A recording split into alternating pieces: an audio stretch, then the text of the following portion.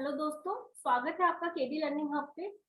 तो आज हम अध्यय का जो यूपी पीसीएस का टेस्ट सीरीज चल रहा है उसकी बात कर रहे हैं, जो कि 13 फेब को हुआ है। और ये टेस्ट सीरीज पॉलिटी का है, मतलब इसमें सारे क्वेश्चंस पॉलिटी के हैं और कुछ करंट अफेयर के भी क्वेश्चंस हैं। ठीक है, इस टेस्ट में टोटल 150 क्वेश्चंस है, जिसको हम 3 पार्ट में करेंगे, 50-50-50 के पार्ट। इसके अलावा हमने अपने चैनल पे ऑलरेडी एक टेस्ट अपलोड कर दिया है, टेस्ट 1 जो था, जो कम्प्लीटली हिस्ट्री का था, और उसको भी हमने 3 पार्ट्स में अपलोड किया, पार्ट 1, पार्ट 2 और पार्ट 3 करके। तो अभी तक आपने वो वीडियो नहीं देखा है तो जरूर देखिएगा, काफी हेल्पफुल होगा और काफी अच्छे क्वेश्चंस फ्रेम किए हैं उसमें। तो आज हम स्टार्ट करेंगे पॉलिटी के क्वेश्चन से, और इसमें भी बेसिकली स्टार्टिंग के 50 क्वेश्चन हम लेंगे आज की वीडियो में। तो चलिए स्टार्ट करते हैं। तो कथन है, पहला क्वेश्चन जो कथन और कारण से लिया गया है कि उपराष्ट्रपति को हटाने के लिए राज्यसभा द्वारा पारित प्रस्ताव लोकसभा द्वारा अनुमोदित होना आवश्यक है। तो कथन बिल्कुल ठीक है कि जो उपराष्ट्रपति होता है वो राज्यसभा का एक्स ऑफिशियल चेयरमैन होता है, उसको हटाने के लिए लोकसभा को अनुमोदन तो देना ही पड़ेगा।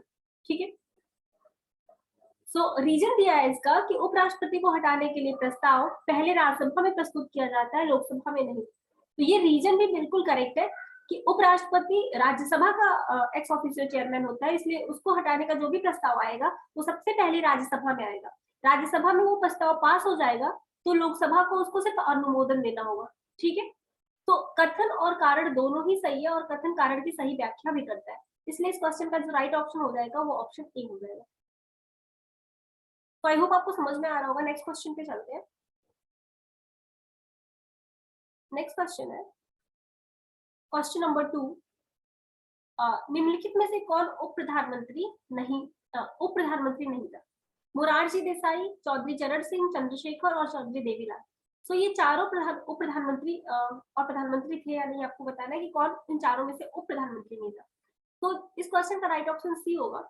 जो चंद्रशेखर थे, ठीक है, वो हमारे पीएम तो बने हैं लेकिन उप प्रधानमंत्री, ठीक है, डेप्यूटी पीएम नहीं बने हैं कभी भी।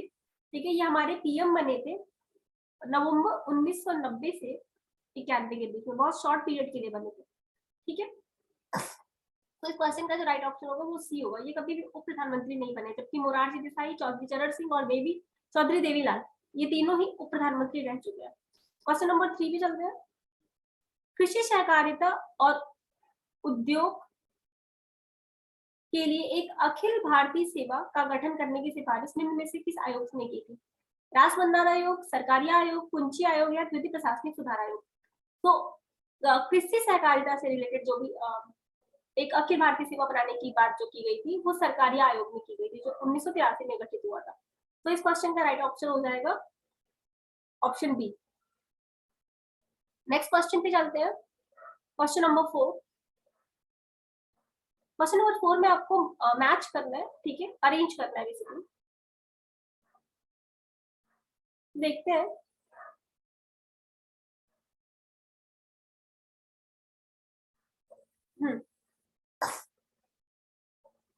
क्वेश्चन है, जिला योजना समिति, महानगर योजना समिति, नगर पालिकाओं के लिए निर्वाचन और राज्य वित्त आयोग का गठन। ठीक है, सबसे पहले आप ये सोच सकते हो कि जो राज्य वित्त आयोग है, ठीक है, आपने पंचायत में पढ़ी है, तो आप पंचायत के लिए आर्टिकल पढ़ते हो 243 से रिलेटेड, 243 जेड से आगे तक का पढ़ते हो, जिसमें म्यूनिसिपैलिटी और पंचायत दोनों ही कवर्ड होते हैं। 243 ओ तक जो होती है वो पंचायत होती है, उसके बाद म्यूनिसिपैलिटीज कवर होती है। ठीक है, तो राज्य वित्त आयोग का गठन जो है वो 243 आई में है। ठीक है, तो आपको डी का फर्स्ट मिल गया, तो 2 ऑप्शन आप एलिमिनेट कर सकते हो। ठीक है, इसके अलावा जो नगर पालिकाओं के लिए, मतलब म्यूनिसिपैलिटीज की बात हो रही है यहाँ पे, निर्वाचन की बात जो है, ठीक है, जो नगर पालिकाओं के लिए निर्वाचन है सी वाला, ठीक है, वो होगा 243 जेड ए में। ठीक है, जिला जो एक छोटी कमेटी होती है, मतलब योजना कमेटी जो होती है वो महानगर से छोटी होगी क्योंकि डिस्ट्रिक्ट लेवल पे है, ये महानगर लेवल पे थोड़ा ज्यादा बड़ा होगा। तो जिला जो योजना कमेटी है वो 243 जेड ई का है, सॉरी जेड डी का है, जबकि जो महानगर है वो जेड ई का है। ठीक है, तो ए का 3rd हो जाएगा और बी का 4 हो जाएगा। So option A will be correct for this question. ठीक है, नेक्स्ट क्वेश्चन पे चलते हैं, क्वेश्चन नंबर 5।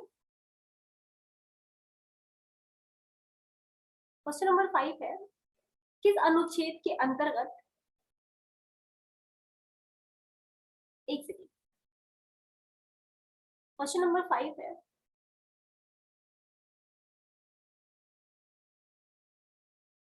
किस अनुच्छेद के अंतर्गत यह विशेष उपबंध किया गया है कि गोवा राज्य की विधानसभा में कम से कम 30 सदस्य होंगे। तो आपने स्पेशल प्रोविजन पढ़ा होगा, ठीक है, कुछ स्टेट्स को स्पेशल प्रोविजन मिला है। जो आर्टिकल 370 था वो जम्मू एंड कश्मीर से रिलेटेड था, उसको हटा दिया गया है। उसके अलावा आर्टिकल 371 से 371 ए बी सी करके बहुत सारे प्रोविजन है जो अलग अलग स्टेट्स को मिले। तो उसमें आपको बताना है कि गोवा के लिए कौन सा प्रोविजन है जिसमें आप ये कहा गया है कि गोवा बहुत स्टेट छोटा है, तो उसमें विधानसभा में कम से कम 30 सदस्य होंगे, ठीक है। तो गोवा जो है वो रिलेटेड है आर्टिकल 371 आई से, ठीक है। बाकी इसके अलावा जितने भी और भी स्टेट्स हैं उनके जो स्पेशल प्रोविजन है उनको भी आप ध्यान में रखिएगा, ठीक है। नेक्स्ट क्वेश्चन पे चलते हैं। नेक्स्ट क्वेश्चन है क्वेश्चन नंबर 6, दैट निम्नलिखित राज्यों में से कौन सा राज्यसभा में एक समान सीटों का प्रतिनिधित्व नहीं करता है। मतलब number of seats in Rajya Sabha किसकी कितनी है, ठीक है, किसी 3 में सेम होंगी और कोई एक अलग होगा। तो आंध्र प्रदेश में 11 है, गुजरात में भी 11 है, मध्य प्रदेश में भी 11 है, ओडिशा में 10 राज्यसभा की सीटें हैं, ठीक है। सो इस क्वेश्चन का राइट ऑप्शन सी होगा, ओडिशा जो है वो एक समान नहीं है। नेक्स्ट क्वेश्चन पे चलते हैं, क्वेश्चन नंबर 7, संविधान के किस अनुच्छेद में के अंतर्गत अवशिष्ट विधायी शक्तियां केंद्र को प्रदान की गई हैं। तो जो रेसिडुअल पावर्स है वो केंद्र को दी गई है, वो है article 248। So option C correct हो जाएगा क्वेश्चन नंबर 7 में, ठीक है। क्वेश्चन नंबर 8 पे चलते हैं। राष्ट्रपति के निर्वाचक मंडल में केंद्र शासित प्रदेशों दिल्ली और पुदुचेरी विधानसभाओं के निर्वाचित सदस्यों की को किस वर्ष शामिल किया गया था। तो आप राष्ट्रपति का निर्वाचक मंडल जानते हो क्या क्या होगा, elected members of Lok Sabha and Rajya Sabha, ठीक है। इसके अलावा स्टेट लेजिस्लेटिव असेंबली जो है, ठीक है, स्टेट लेजिस्लेटिव असेंबली जो है विधानसभा जो होती है राज्यों की, उसके इलेक्टेड मेंबर्स। इसके अलावा दिल्ली और पुदुचेरी, ठीक है, कि विधानसभा के इलेक्टेड मेंबर्स, इन दोनों में ही विधानसभा है यूटीज में, तो इन दोनों के इलेक्टेड मेंबर्स, ठीक है। ये जो दिल्ली और पुदुचेरी वाला जो था वो 70th कॉन्स्टिट्यूशनल अमेंडमेंट एक्ट से इसको कंसीडर किया गया। इसके पहले जो 70वां कॉन्स्टिट्यूशनल अमेंडमेंट एक्ट था उसके पहले दिल्ली और पुदुचेरी को कंसीडर नहीं किया जाता था, ठीक है। तो ये 70th कॉन्स्टिट्यूशनल अमेंडमेंट एक्ट से किया गया। जो 70th कॉन्स्टिट्यूशनल अमेंडमेंट एक्ट था वो 1992 में आया था, ठीक है। तो इस क्वेश्चन का राइट ऑप्शन हो जाएगा ऑप्शन डी। नेक्स्ट क्वेश्चन पे चलते हैं, क्वेश्चन नंबर 9, ठीक है। क्वेश्चन नंबर 9 है, भारतीय संविधान की प्रस्तावना में भारतीय राज्य व्यवस्था की प्रकृति के रूप में किसका उल्लेख नहीं मिलता है। तो भारत एक सॉवरेन कंट्री होगा या संप्रभु राज्य होगा, ये दिया हुआ है प्रस्तावना में।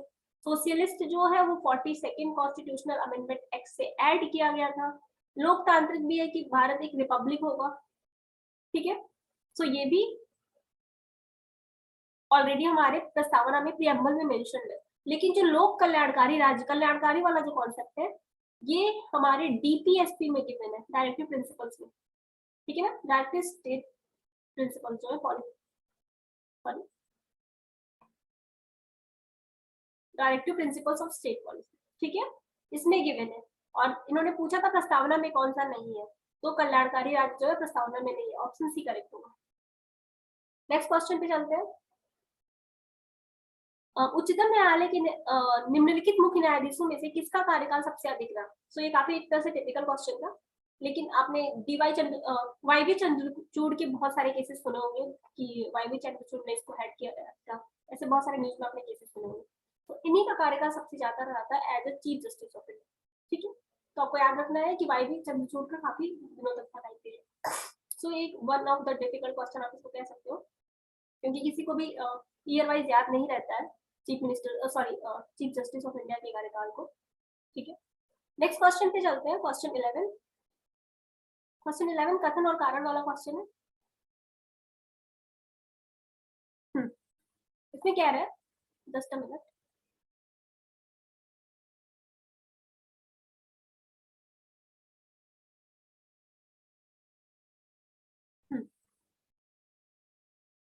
अंतरिम सरकार में सम्मिलित होने के बावजूद भी मुस्लिम लीग ने संविधान सभा में शामिल होने से इनकार कर दिया।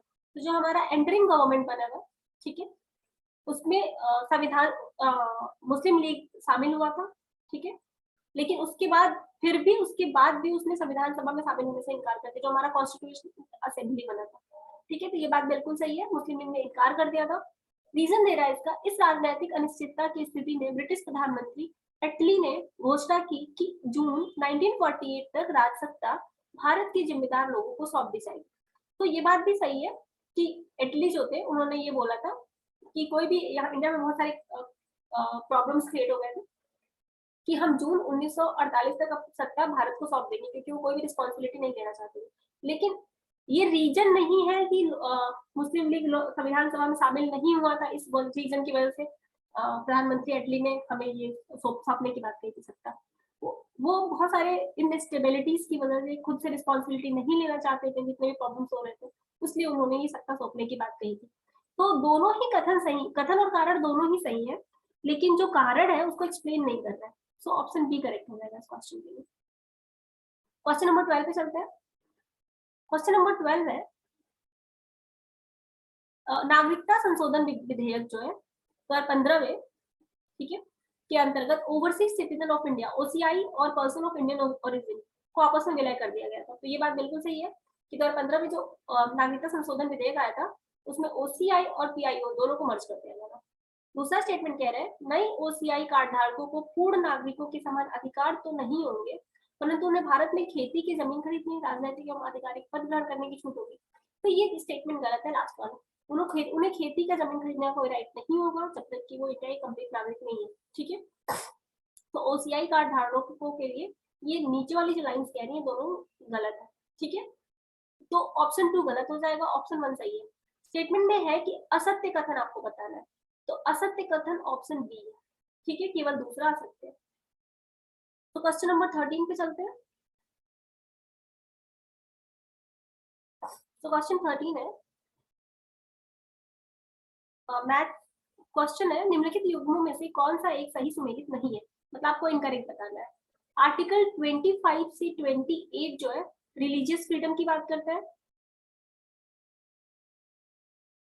ठीक है, जो हमारा फंडामेंटल राइट है, और फंडामेंटल राइट के सारे आर्टिकल्स आपको याद होने चाहिए। आर्टिकल 29 और 30 माइनॉरिटीज के बारे में बात करता है। और एक चीज और याद रखना है, माइनॉरिटी जो टर्म है इसको डिफाइन नहीं किया गया हमारे कॉन्स्टिट्यूशन में, ठीक है, डिफाइन नहीं है, ठीक है। अब देखते हैं अनुच्छेद 26 धार्मिक कार्यों के प्रबंधन की स्वतंत्रता, सही बात है। आर्टिकल 29 अल्पसंख्यक वर्गों के हित का संरक्षण, ये भी सही है। आर्टिकल 27 जो टैक्सेस होंगे उनको धर्मों की अभिवृद्धि के लिए टैक्स के समुदाय के बारे में बात करता है, ये भी सही है। आर्टिकल 30 के बारे में लिख रहा है कुछ शिक्षा संस्थानों में धार्मिक उपासना। आर्टिकल 30 जो माइनॉरिटी से रिलेटेड है, ये रिलीजियस फ्रीडम से रिलेटेड नहीं है, तो यही स्टेटमेंट गलत दिया हुआ है, तो ऑप्शन डी करेक्ट हो जाएगा। नेक्स्ट क्वेश्चन पे चलते हैं। Question number 14।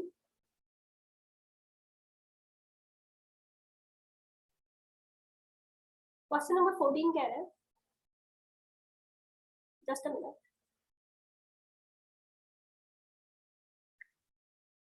तो क्वेश्चन 14 कह रहा है भारतीय संविधान का कौन सा अनुच्छेद स्कूलों में मिड डे मील कार्यक्रम के लिए प्रेरणा स्रोत है। तो स्कूलों में जो मिड डे मील स्कीम चलाई गई थी वो बेसिकली डीपीएसपी के, ठीक है, हमारे जो डायरेक्टर प्रिंसिपल्स है उसमें जो आर्टिकल 47 है जिसमें बेसिकली पोषण, ठीक है, जिसमें बेसिकली पोषण और स्टैंडर्ड ऑफ लिविंग, मतलब न्यूट्रिशन और स्टैंडर्ड ऑफ लिविंग की बात होती है, ठीक है, कि हमें एक अपने राज्य में सही पोषण, लोगों को सही पोषण मिले, एक स्टैंडर्ड ऑफ लिविंग मिले, इसके बारे में बात करता है, ठीक है। उसी से प्रेरित होकर ये mid day scheme, meal scheme चलाई गई थी, तो इसके लिए आर्टिकल 47 सही होगा, ऑप्शन डी। क्वेश्चन नंबर 15 देखते हैं, निम्नलिखित में से किस अनुच्छेद में परिवर्तन संसद की साधारण बहुमत द्वारा किया जा सकता है। तो ये क्वेश्चन काफी अच्छा है कि इसमें ये पहले तो आपको ये पता होना चाहिए कि हर एक अनुच्छेद का मतलब क्या है। अनुच्छेद 368 संविधान संशोधन से रिलेटेड है, ठीक है, ठीक है। अनुच्छेद 162 जो है वो बेसिकली रिलेटेड है extension of executive power of state, मतलब स्टेट का जो भी एग्जीक्यूटिव पावर है उसको एक्सटेंड करने से रिलेटेड। आर्टिकल 106 जो है वो बेसिकली रिलेटेड है एमपीज को, जो मेंबर ऑफ पार्लियामेंट को जो अलाउंसेस मिलते हैं, जो सैलरी और अलाउंसेस मिलते हैं, उससे रिलेटेड है। और आर्टिकल 55 प्रेसिडेंट से रिलेटेड है। अब देखिए सिंपल मेजोरिटी किस केस में चाहिए? संविधान संशोधन के लिए हमको स्पेशल मेजोरिटी चाहिए। किसी भी स्टेट की कोई भी पावर, एग्जीक्यूटिव पावर में हमें एक्सटेंशन करनी है तो उसके लिए भी स्टेट से हमें रेटिफिकेशन चाहिए। प्रेसिडेंट के से रिलेटेड कोई भी हमें चीज करनी है तो इसके लिए भी हमें स्पेशल मेजोरिटी चाहिए। सिर्फ एमपीज के जो अलाउंसेस और सैलरीज होती है उनके लिए हमें सिंपल मेजोरिटी चाहिए। तो ऑप्शन ए करेक्ट हो जाएगा इसके लिए। नेक्स्ट क्वेश्चन पे चलते हैं, क्वेश्चन नंबर 16, ठीक है। क्वेश्चन नंबर 16 में बेसिकली भारत के आर्टिकल्स गिवन है, उससे रिलेटेड बात हो रही है। तो आर्टिकल 60, 69, 76 और 78। आर्टिकल 76 ये आपको बहुत अच्छे से याद होगा, अटॉर्नी जनरल ऑफ इंडिया, महान्यायवादी से रिलेटेड है, तो सी का 2 होगा, ठीक है, सब में दिया हुआ है, एलिमिनेट नहीं कर सकते हो। आर्टिकल 78 जो रिलेटेड है वो ये है कि राष्ट्रपति को जो भी काम होंगे प्रधानमंत्री उनको टाइम टू टाइम खबर करेगा, इन्फॉर्म करेगा, ठीक है, राष्ट्रपति को जानकारी देने के संबंध में प्रधानमंत्री कर सके। तो डी का 1 हो जाएगा, ऑप्शन ए और सी एलिमिनेट हो गया। आर्टिकल 60 जो है वो राष्ट्रपति की शपथ से रिलेटेड है, और आर्टिकल 69 जो है उपराष्ट्रपति की शपथ से रिलेटेड है। 60 ए का 3rd होगा, मतलब ऑप्शन ए करेक्ट हो जाएगा क्वेश्चन, ठीक है। नेक्स्ट क्वेश्चन पे चलते हैं, क्वेश्चन नंबर 16 के बाद क्वेश्चन नंबर 17। क्वेश्चन नंबर 17 है, संयुक्त अधिवेशन बुलाने की शक्ति लोकसभा अध्यक्ष के पास है। ये स्टेटमेंट बिल्कुल गलत है। ज्वाइंट जो भी अधिवेशन होता है वो प्रेसिडेंट बुलाते हैं, ना कि लोकसभा अध्यक्ष। लोकसभा अध्यक्ष उसकी सिटिंग को हेड करता है, ठीक है, तो ये स्टेटमेंट गलत है। दूसरा स्टेटमेंट है, विधेयक एक सदन द्वारा स्वीकार किए जाने के बाद यदि 6 सप्ताह के अंदर दूसरे सदन द्वारा पारित नहीं किया जाता है तो संयुक्त अधिवेशन बुलाया जाता है। तो संयुक्त अधिवेशन तब बुलाया जाएगा जब एक सदन विधेयक को एटलीस्ट 6 माह, नॉट सप्ताह, ठीक है, 6 मंथ तक होल्ड करके रखा हुआ है, ठीक है, तब ज्वाइंट सिटिंग बुलाई जा सकती है। तो दोनों ही स्टेटमेंट गलत है, इसलिए इस क्वेश्चन का राइट ऑप्शन डी हो जाएगा। स्टेटमेंट 1 और 2 दोनों ही गलत है, नाइदर 1 नॉट 2, ठीक है। अब 18 पे चलते हैं, क्वेश्चन नंबर 18। क्वेश्चन नंबर 18 है, एक सेकेंड,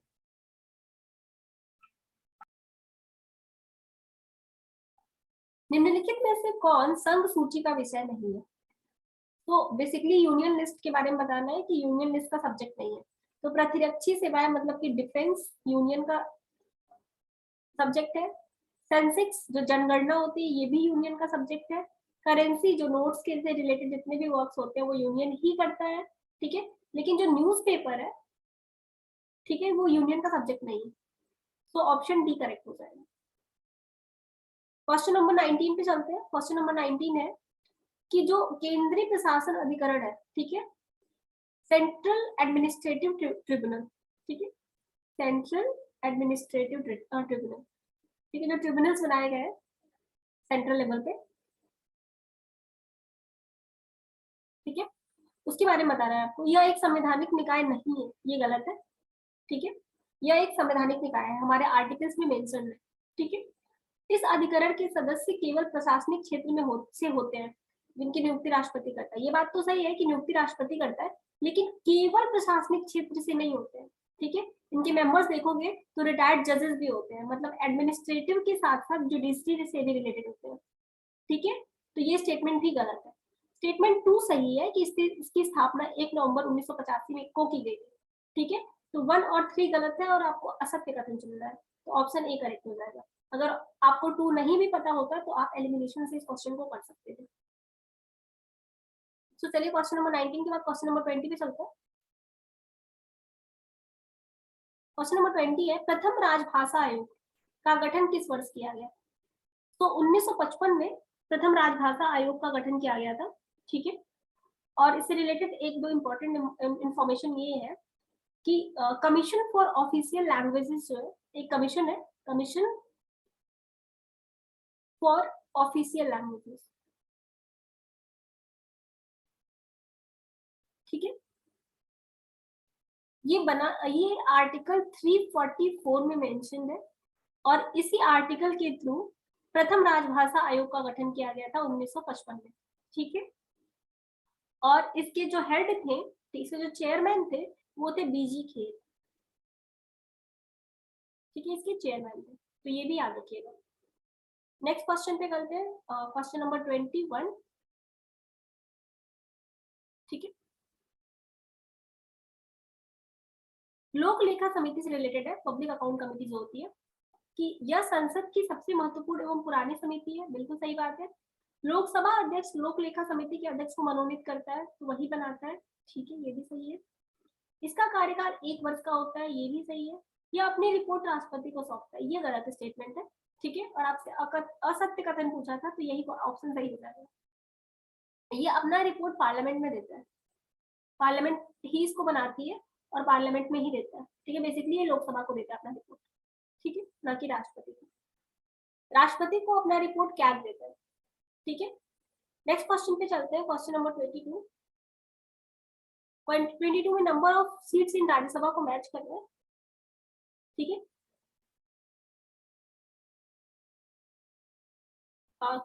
कहाँ पे कितनी सीटें हैं राज्यसभा में, तो आरओ आप याद कर सकते हो, राजस्थान और उड़ीसा, ठीक है, राजस्थान और उड़ीसा इन दोनों में 10-10 सीटें हैं, ठीक है।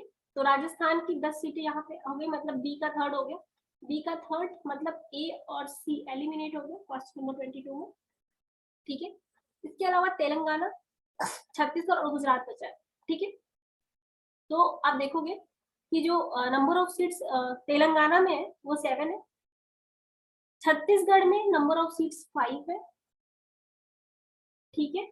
और गुजरात में नंबर ऑफ सीट्स 11 है राज्यसभा की, ठीक है। तो इस क्वेश्चन का राइट ऑप्शन डी हो जाएगा। नंबर ऑफ सीट्स वाले क्वेश्चन जरूर याद रखिएगा, क्योंकि यूपीपीएससी से काफी फेवरेट क्वेश्चन है, ये बहुत बार पूछा गया किसी न किसी स्टेट्स के बारे में, से नंबर ऑफ सीट्स से रिलेटेड क्वेश्चन पूछे लिए जाते हैं, ठीक है।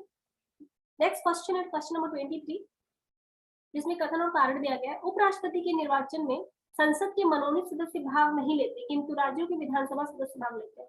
बात हो रही है वाइस प्रेसिडेंट की, और वाइस प्रेसिडेंट का जब आपने निर्वाचन पढ़ा होगा तो आपको याद होगा कि लोकसभा और राज्यसभा दोनों के कंप्लीट सदस्य, मतलब निर्वाचित और मनोनीत दोनों ही भाग लेते हैं, तो ये स्टेटमेंट गलत है। राज्य विधान परिषद के सदस्य राष्ट्रपति या उपराष्ट्रपति के निर्वाचन में भाग नहीं लेते हैं, तो ये भी गलत है।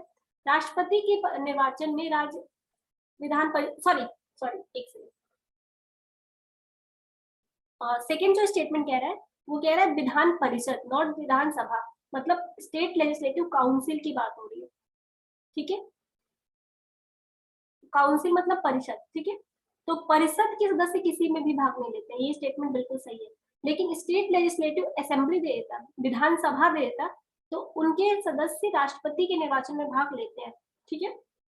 तो ये स्टेटमेंट सही है, रीजन सही है, अभिकथन गलत है, तो इसका ऑप्शन डी हो जाएगा। वैसे भी कथन और कारण वाले में अगर एक ऑप्शन इनकरेक्ट होता है तो सी और डी में से होता है, अगर रीजन सही होता है तो, या फिर अभिकथन सही होता है तो उसके अकॉर्डिंग, ठीक है।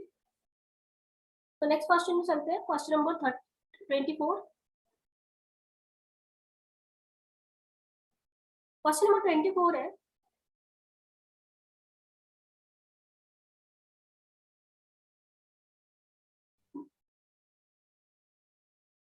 भारतीय संविधान में राज्यपाल द्वारा राष्ट्रपति के विचाराधार विधेयक सुरक्षित रखना किस देश के संविधान से लिया गया है। तो क्या होता है कि जो गवर्नर्स होते हैं स्टेट्स के, वो क्या करते हैं, कुछ विधेयक को क्या करते हैं अपने पास सुरक्षित रख लेते हैं कि हम राष्ट्रपति से डिस्कस करेंगे, राष्ट्रपति से कंसल्ट करेंगे, ठीक है।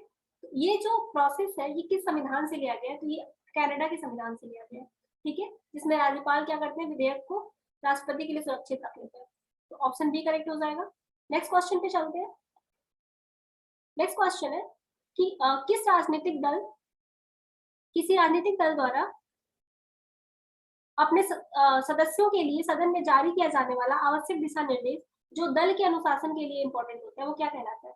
तो आपने सुना होगा बहुत बार कि जब लोकसभा या राज्यसभा की कार्रवाई चल रही होती है कि वो कोई भी पॉलिटिकल पार्टी व्हिप जारी कर देता है, ठीक है? तो व्हिप जो होता है वो सही होगा, इस क्वेश्चन का राइट ऑप्शन होगा, ठीक है? नेक्स्ट क्वेश्चन पे चलते हैं। क्वेश्चन नंबर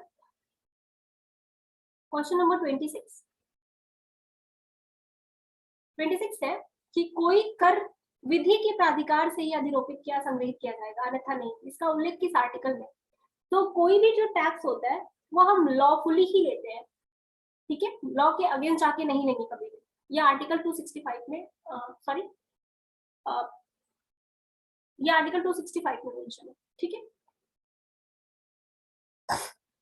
नेक्स्ट क्वेश्चन देखते हैं, क्वेश्चन नंबर 27, ठीक है? भारतीय संविधान का अनुच्छेद 365, ठीक है? इसके पहले 265 की बात हो रही थी, ये 365 से क्या उबंधित है? तो जो 365 जो है, ठीक है, वो बेसिकली बात करता है कि संघ द्वारा दिए गए निर्देशों का अनुपालन करने में अगर कोई भी राज्य असफल हो जाता है तो उस टाइम पे इमरजेंसी लगाई जा सकती है। तो वो स्टेट के निर्देशों के बारे में बात करता है, इसलिए इस क्वेश्चन का जो राइट ऑप्शन होगा वो ऑप्शन सी होगा। नेक्स्ट क्वेश्चन पे चलते हैं, क्वेश्चन नंबर 28। तो क्वेश्चन नंबर 28 है कि 61 जो कॉन्स्टिट्यूशनल अमेंडमेंट एक्ट था उसमें आम चुनाव के लिए मतदान की जो न्यूनतम आयु थी उससे 61 कॉन्स्टिट्यूशनल अमेंडमेंट एक्ट से पहले कितनी थी? तो जो 61 कॉन्स्टिट्यूशनल अमेंडमेंट एक्ट आया था, ठीक है, उससे हमने क्या किया कि जो मतदान की आयु थी वो 18 ईयर कर लिया था। लेकिन उसके पहले जो मतदान की आयु थी, मतलब जो आप जनरली लोग जो कॉमन पीपल वोट डाल सकते थे, ठीक है, वो 21 ईयर था, ठीक है? तो हमने मतदान की आयु को रिड्यूस किया था। तो इस क्वेश्चन का राइट ऑप्शन बी हो जाएगा, ठीक है? पहले 21 साल थी, अब 18 साल है, ठीक है? तो इस बात को ध्यान रखना है। नेक्स्ट क्वेश्चन चलते हैं, क्वेश्चन नंबर 29। निम्नलिखित में से कौन सा कथन असत्य है? ठीक है, इनकरेक्ट स्टेटमेंट बताना है। धन विधेयक तथा संविधान संशोधन विधेयक के संबंध में संयुक्त अधिवेशन नहीं बुलाया जा सकता, बिल्कुल सही बात है, इसमें ज्वाइंट सीटिंग नहीं होती है।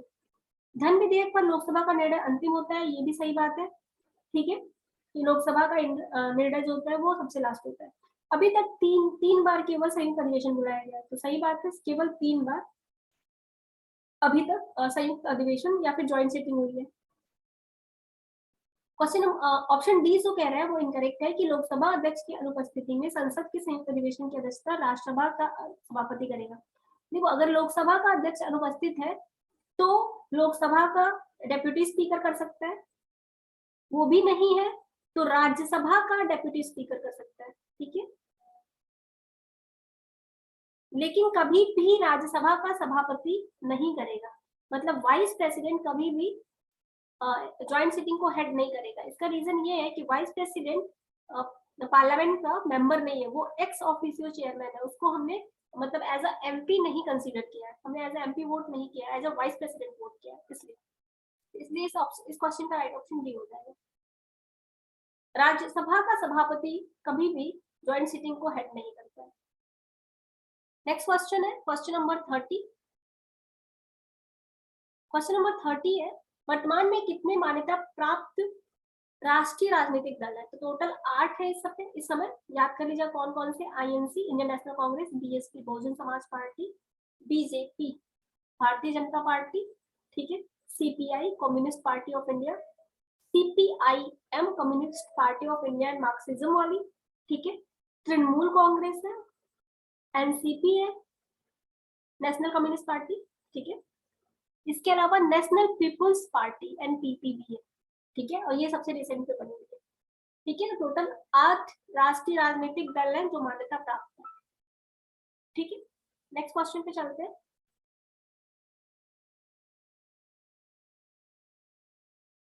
तो क्वेश्चन नंबर जो 31 है that is related to articles और उससे रिलेटेड सब्जेक्ट्स, ठीक है? तो आर्टिकल 105 है जो बेसिकली प्रिविलेज के बारे में बात करता है, पार्लियामेंट मेंबर्स के संसद सदस्यों के विशेषाधिकार के बारे में। तो क्वेश्चन सी का जो होगा वो 4 हो जाएगा, ठीक है? और ये एक ही स्टेटमेंट में गिवन है, मतलब ऑप्शन बी करेक्ट हो जाएगा, फिर भी हम देख लेते हैं। 108 जो है वो संयुक्त बैठक के बारे में बात करता है संसद की, ठीक है? 87 जो है वो राष्ट्रपति का विशेष संबोधन है, जबकि जो 98 है वो सेंट्रल सेक्रेटेरिएट के बारे में बात करते हैं, ठीक है। नेक्स्ट क्वेश्चन पे चलते हैं, क्वेश्चन नंबर 32। क्वेश्चन नंबर 32 जो है वो बेसिकली है, सॉरी, निवारक निरोध, ठीक है, जो प्रिवेंटिव डिटेंशन है उसके बारे में रिलेटेड है। इससे रिलेटेड क्या कथन सकते हैं?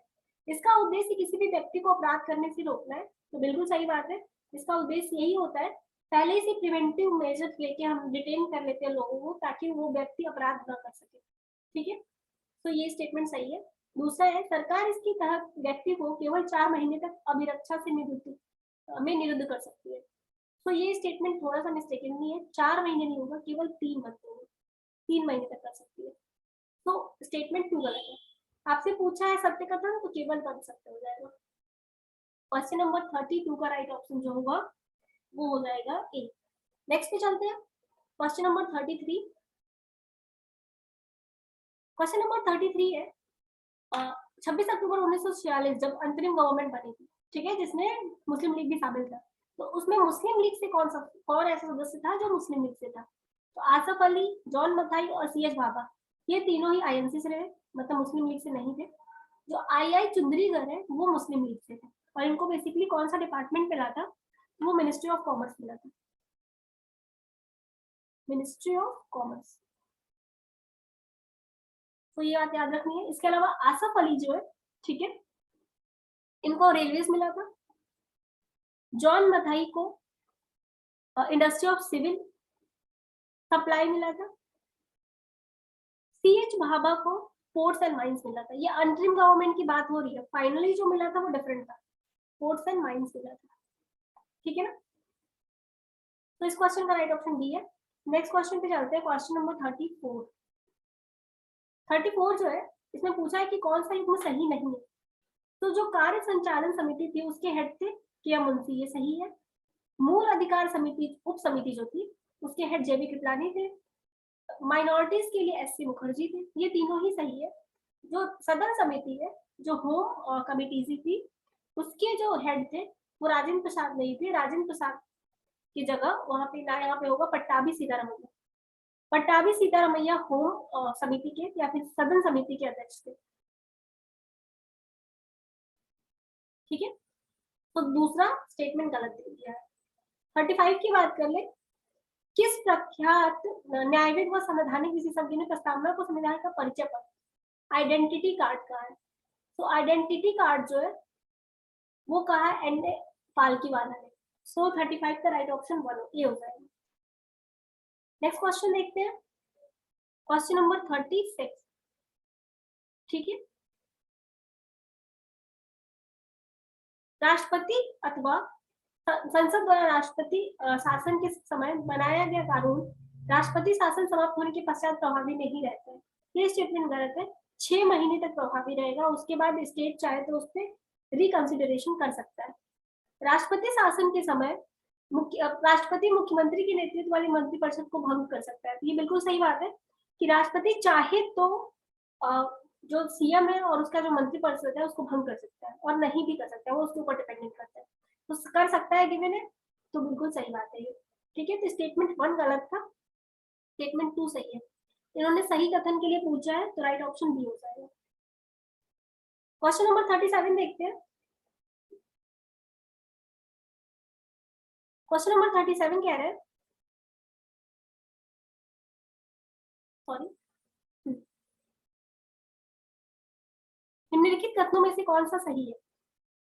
राज्यसभा धन विधेयक में संशोधन कर सकता है परंतु अस्वीकार नहीं।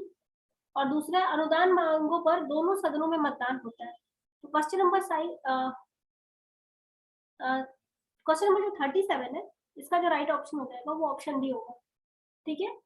राज्यसभा अस्वीकार भी कर सकता है, ठीक है। ये बात अलग है कि लोकसभा उसको मानती है, कंसीडर करती है कि नहीं, लेकिन राज्यसभा अस्वीकार कर सकता है। और अनुदान मांगों पर दोनों सदनों में मतदान नहीं होता, ठीक है। इसलिए इस क्वेश्चन का राइट ऑप्शन डी हो जाएगा। नेक्स्ट क्वेश्चन चलते हैं, क्वेश्चन नंबर 38। क्वेश्चन नंबर 38 कह रहा है, निम्नलिखित में से कौन किस एक को भारतीय संसद द्वारा नहीं हटाया जा सकता? तो क्या को हटाया जा सकता है, जैसे सुप्रीम कोर्ट के जजेस को हटाते हैं वैसे ही राष्ट्रपति को इम्पीचमेंट के थ्रू हटाया जा सकता है तो पार्लियामेंट में। उच्च न्यायालय के न्यायाधीश जो होते हैं हाईकोर्ट्स के, उनको भी ऐसे ही हटाया जाता है जैसे सुप्रीम कोर्ट के हाईकोर्ट्स को हटाया जाता है, सुप्रीम कोर्ट के जस्टिस को हटाया जाता है। तो इस क्वेश्चन का राइट ऑप्शन सी होगा। भारत का जो महान्यायवादी होता है, जो अटॉर्नी जनरल होता है, वो बेसिकली राष्ट्रपति के प्रसाद पर्यंत अपना पद धारण करता है। ठीक है, तो इस क्वेश्चन का राइट ऑप्शन सी हो जाएगा। नेक्स्ट क्वेश्चन पे चलते हैं, क्वेश्चन नंबर 39। क्वेश्चन नंबर 39 कह रहा है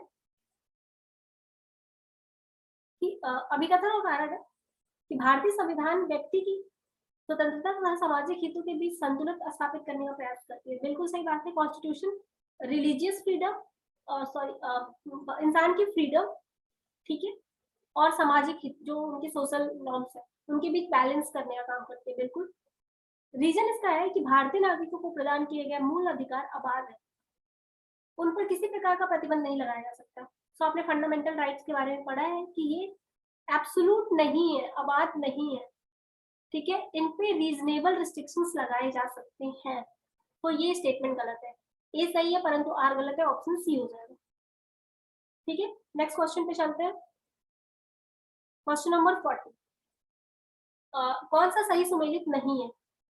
धर आयोग बना था जून 1948 में, जेबीपी कमेटी बनी थी दिसंबर 1948 में। ठीक है, तो ये भी ऑप्शन बी इनकरेक्ट है। ठीक है, धर आयोग के जस्ट बाद ही बना था जेबीपी कमेटी, 1948 में ही बना था। फजल आयोग अली कमेटी जो थी, फजल अली आयोग कमेटी, ये 1953 दिसंबर में बनी थी, और राज्य पुनर्गठन अधिनियम 1956 में बनी थी अगस्त में। इसकी क्रोनोलॉजिकल ऑर्डर में लगाने को सीक्वेंस भी आता है, इसलिए इस क्वेश्चन को ध्यान रखिएगा। सबसे पहले धर आया था, उसके बाद जेबीपी, उसके बाद फजल अली, और उसके बाद राज्य पुनर्गठन आयोग। ठीक है, तो इसको ऐसे सीक्वेंस वाइज भी याद रखिएगा। नेक्स्ट क्वेश्चन है क्वेश्चन नंबर 41। भारतीय संविधान में संघीय शब्द प्रयुक्त हुआ है, तो फेडरल जो वर्ड है वो इंडिया की कॉन्स्टिट्यूशन में कहीं पे भी यूज नहीं हुआ है। तो इस क्वेश्चन का राइट ऑप्शन डी हो जाएगा। संविधान में कहीं पे भी ये वर्ड प्रयुक्त नहीं हुआ है। ठीक है, क्वेश्चन नंबर 42 की बात कर ले। ठीक है,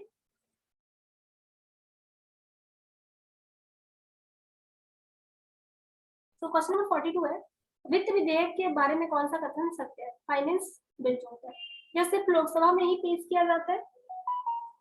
दूसरा है यह राष्ट्रपति की पूर्व अनुमति से ही पेश किया जाता है। तीसरा है राज्य इसको अस्वीकृत कर सकता है। अभी आप पीछे ही पढ़े हो कि राज्यसभा जो है इसको अस्वीकृत कर सकती है, ये बात बिल्कुल सही है। और ये राष्ट्रपति के पूर्व अनुमति से पेश किया जाता है, और ये सिर्फ लोकसभा में पेश किया जाता है। तो ये तीनों बात बिल्कुल सही है फाइनेंस बिल से रिलेटेड। क्वेश्चन नंबर 43 है कि कौन सा भाग तथा अनुच्छेद केंद्र राज्य विधायी संबंधों के बारे में चर्चा करता है? तो पार्ट 11, ठीक है, अनुच्छेद 245 से 55 ये लेजिस्लेटिव के बारे में बात करता है। ठीक है, और उसके बाद जो 45 के बाद 65 तक होता है वो हमारा एडमिनिस्ट्रेटिव संबंधों के बारे में बात करते हैं। तो लेजिस्लेटिव के लिए 45 से 55 पार्ट 11। ठीक है, तो नेक्स्ट क्वेश्चन पे चलते हैं। क्वेश्चन नंबर 44, जो रीजनल काउंसिल्स है उनके हेडक्वार्टर के बारे में बता रहा है, ये कौन सा सही नहीं है। तो जो नॉर्थ रीजनल हेडक्वार्टर काउंसिल है उसकी हेडक्वार्टर दिल्ली में है, न्यू दिल्ली। पूर्वी जो ईस्टर्न है उसकी कोलकाता है, और जो साउदर्न है उसकी चेन्नई है। जो मध्य क्षेत्रीय परिषद है उसका हेडक्वार्टर इलाहाबाद में है, जिसको आप प्रयागराज भी बोलते हैं। ठीक है, इलाहाबाद या प्रयागराज। ठीक है, तो ये इनकरेक्ट था, ऑप्शन भी करेक्ट हो जाएगा इस क्वेश्चन के लिए। क्वेश्चन नंबर 45 पे चलते हैं। निम्न कथनों पर विचार करना है आपको। ठीक है,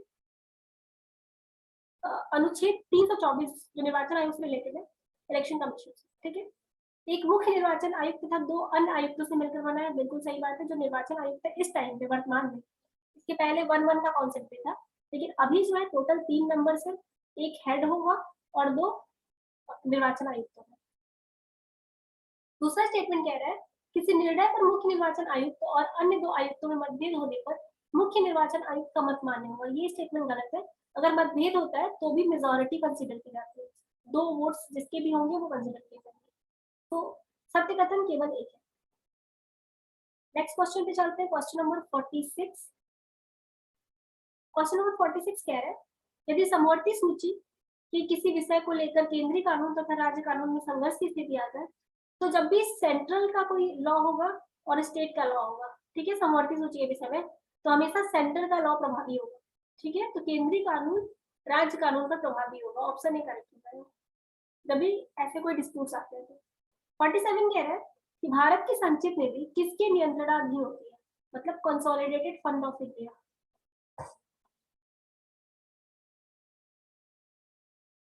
तो कंसोलिडेटेड फंड जो होती है वो हमारे पार्लियामेंट के नियंत्रणाधीन होती है। तो इस क्वेश्चन का राइट ऑप्शन 2 है। क्वेश्चन नंबर 48 देख लेते हैं। क्वेश्चन नंबर 48 है, लोकायुक्त अधिनियम पारित करने वाला प्रथम भारतीय राज्य कौन था? तो लोकायुक्त अधिनियम जब आप लक्ष्मीकांत में पढ़ते हो तो इंस्टीट्यूशन बनाया था महाराष्ट्र ने सबसे पहले, लोकायुक्त अधिनियम का के बाद पारित करने के बाद इंस्टीट्यूशन भी स्टैब्लिश कर दिया था, ठीक है, और उस पर काम भी करने लगा था 1971 में कर्नाटका ने। लेकिन सबसे पहले पास किसने किया था, तो वो 1970 में ओडिशा ने पास किया था, लेकिन इसमें इंस्टीट्यूशन नहीं बनाया, सिर्फ पास हुआ था इनके पास, ठीक है, तो ये दोनों पॉइंट ध्यान रखिएगा, काफी कंफ्यूजिंग हो सकता है। तो क्वेश्चन नंबर 48 के बाद 49 पे चलते हैं। 49 है, सॉरी थोड़ी लाइटिंग इफेक्ट थोड़ी खराब है। इस कथन पे विचार करना है, आम चुनाव के बाद जब लोकसभा की प्रथम बैठक आमंत्रित की जाती है तो राष्ट्रपति लोकसभा के सबसे कनिष्ठ सदस्य, मतलब सबसे जूनियर को प्रोटेम स्पीकर बनाता है। ये तो बिल्कुल गलत बात है, सबसे सीनियर जो होता है उसको बनाया जाता है। दूसरा, नेता प्रतिपक्ष का प्रावधान मूल संविधान में नहीं था, ये बात बिल्कुल सही है। जो हमारा मेन कॉन्स्टिट्यूशन बना था उस समय कोई भी नेता प्रतिपक्ष का प्रावधान नहीं था, ठीक है। 1977 में एक्ट ऑफ पार्लियामेंट के थ्रू नेता प्रतिपक्ष का कॉन्सेप्ट लाया गया, ठीक है। तो सत्य कथन केवल 2 है, ऑप्शन बी करेक्ट होगा।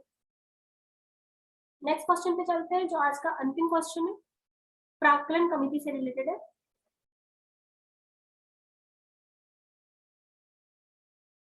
प्राक्कलन समिति के अध्यक्ष के बारे में विचार करना है। सिस्टम में 51